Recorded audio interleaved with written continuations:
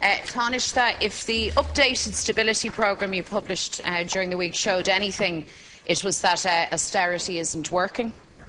Yet again, you've been forced to revise down growth forecasts and revise upward unemployment projections. And right across Europe, people are waking up to the reality that austerity isn't working. And I note today the President, Michael D. No. We don't go there now, please. Don't go there with regard to the President. We do not discuss the President in Dáil Éireann. So citizens out there in the real world have been pushed to breaking point. And now you tell them that there's 2 more years of austerity on the way.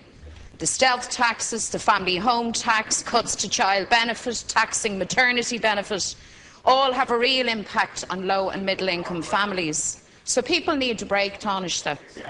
So Tánaiste, if the state is due to meet the deficit targets with $1 billion or more to spare, then this money needs to be used to give people a break, to ease the burden on citizens. So I want to raise with you just one section of people who are suffering, and that is the carers in this state. I think perhaps the most mean-spirited cut made in the last budget was the cut of €300, or a 19% cut in the Respite Care Grant. I believe at the time of the budget you couldn't defend on any level that nasty cut. And I think to this day, nobody with a bone of decency in them could stand over it. The cut would save the state only €26 million in total, but has caused real hardship for the 70,000 families who are in receipt of it.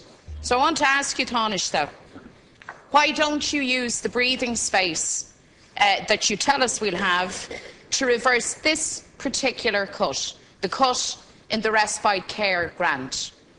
€26 million.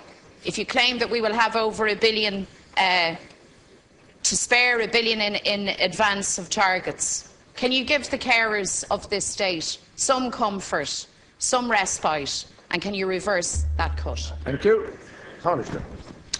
Well, can I say first of all that there wouldn't be any breathing space at all if the government had followed the prescription advocated by Sinn Féin. At the time that this government was formed, your leader proclaimed that the IMF should go home and take their money with them. Now, if that had happened, Sorry, please. If that had happened, there would have been 5 months. There would have been 5 months' money left to pay for all public services in circumstances where the government, at that stage, when we came into office, was not able to borrow on the private markets. I don't know what you would have recommended that we would do for money. The reason that there is now some breathing space is because of the way that this government has managed the country's finances and the economy. And we are making a recovery. And that recovery, for example, was, I think, very adequately illustrated this week with the numbers of new job announcements, because that's what is at the root of economic recovery, is the creation of jobs. Another 100 jobs in Waterford today, 100 jobs announced yesterday in Dublin, 1,600 announced for the development in Glanbia. There will be about 1,000 construction jobs on the development of the M7 and N11, which have also been announced. That's the way that we will get economic recovery. Now, it is, of course, a fact that there is a debate in Europe and throughout Europe about the economic strategy that is to be pursued. Austerity, as you call it, is not some kind of a choice.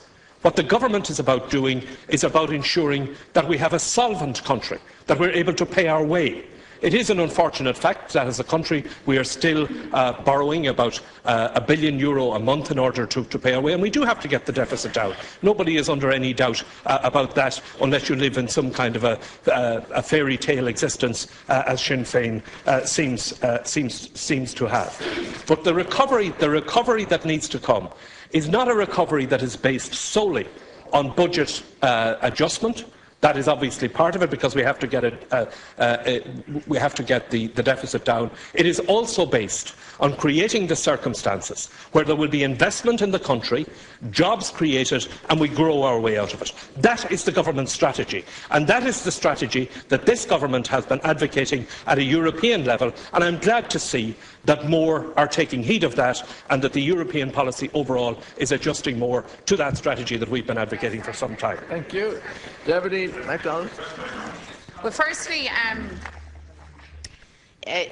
you see, your problem is that you've had to adjust downwards again the growth projections.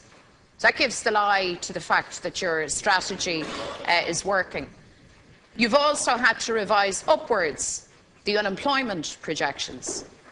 So don't come in with your own fairy tale that all is well. It's not. And by the way, nobody ever contested the fact that the budget deficit had to be tackled. We produced proposals to do precisely that, but in a different way.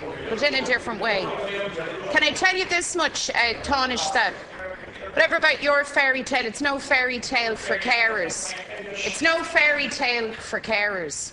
Because, as you know, home help hours have been cut by over 1 million hours in the system in 2012.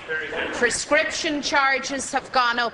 But really, the salt in the wound was this mean cut to the Respite Grant of €300 or almost 20%, which would yield a saving of 26 million. Now, you boast about the breathing space.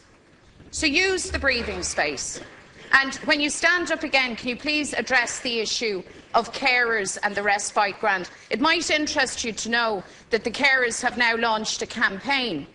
Thank you. It's called Give Carers a Break. And they set out, in very stark terms, the effect that this cut to the Respite Grant has had. You have Carolyn caring for her mother, Antoinette and Sam caring for their daughter and sister, respectively. And they set out in very clear terms, real terms, no fairy tales, Tánaiste, real terms, the effect that that particular cut to the Respite Grant has had on their lives. Thank you. Cutting back on heating, cutting back on food. A real material damage to the lives of carers and those that they care for. So I'm asking you very simply to reverse that particular cut. It's only one of the cuts that have hurt carers. Thank you. But for 26 million, to reverse that cut, which I don't believe you could ever stand to up respect the chair again. Would you even please respect the time restraints that I have to impose? Thank you. Tánaiste. I don't need any lecture from you, Deputy McDonald, on the important work that carers do. I have some personal experience of it.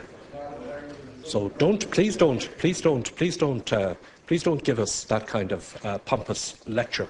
The work that carers do is hugely important and valued, and that's why this government, unlike its predecessor, has published a carers strategy. And that's why ministers in this government are working to support carers and will continue to do so. I'm glad to hear you say, and it's the first time that I have heard from Sinn Féin, that you now accept the target of reducing the deficit to 3% by 2015, because you haven't been saying that, and it will be interesting. It will be interesting to see what proposals come from Sinn Féin in the run-in to the 2014 budget. I look forward to seeing those, because I have answered you on the respite. I've answered you on it. I've answered you. Would you mind addressing your remarks through the chair, Deputy McDonald? It's a normal courtesy, in case you don't know it, that exists in this House. Thank you. Deputy McGrath, resume your seat, please. Deputy McGrath, no, you can't. Resume your seat. Thank you. Resume your seat, I say. I'm not responsible for the replies. Resume. Deputy, I won't ask you that. I won't ask you a second time to resume your seat. I won't ask you a second time. You're expected to respect the chair like everybody else. Deputy McGrath, thank you.